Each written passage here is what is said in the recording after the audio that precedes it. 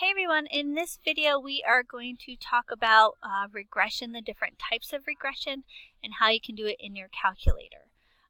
Depending on the type of regression is going to depend on which menu command you're going to use in the calculator. But we'll go through this example and then I'll show you how it works for other types of regression as well. So this example says use the quadratic regression capability of your calculator to find a quadratic model for this data. Round your coefficients to the nearest tenth. You'll notice a row for x and a row for y. So we're going to put that information in our calculator first. If you press the stat button and you press enter on edit, it'll pull up the menu. You'll see L1, L2, and L3. Those stand for lists. We're going to put x in L1 and y in L2. So if you have any data in there right now, if you want to clear the data in your list, if you arrow up to the heading and then you press clear and enter, it'll delete whatever data you have in the list. Okay, so I'm going to go ahead and put the x values here in L1. So I've got 0, 5, 10, 11,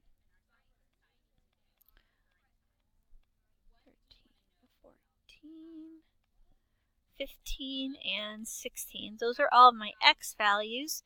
And then I'll go ahead and put my y values in. So 113, 127, 171, 178, 187, 189, 207, 227, and 212. And it looks like I messed one of them up here. Let me go back. So when x is 14, that should be 207, not 27. So 207 there. Okay, so now I've got all of my data in L1 and L2. And what I'm going to do is I'm going to hit the second key, and I'm going to press that again. Oops. Sorry, I'm just going to press the stat key, and then I'm going to arrow over to calc.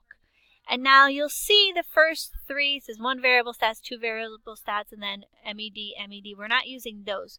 But if you look at 4, 5, and 6, in number 4 you see linreg. That stands for linear regression. Quadreg is quadratic regression. Cubic reg would be a cubic regression, and quartreg would be a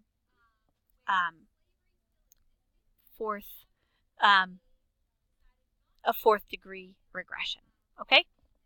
In this case, they're asking us to do a quadratic regression, so I'm going to go down to option 5.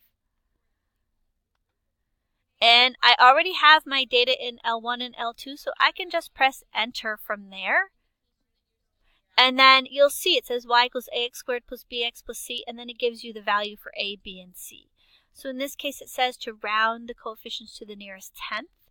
So a would be 0.2, b would be 3.6, and c would be 110.2. And that's how you're going to approach all of these problems.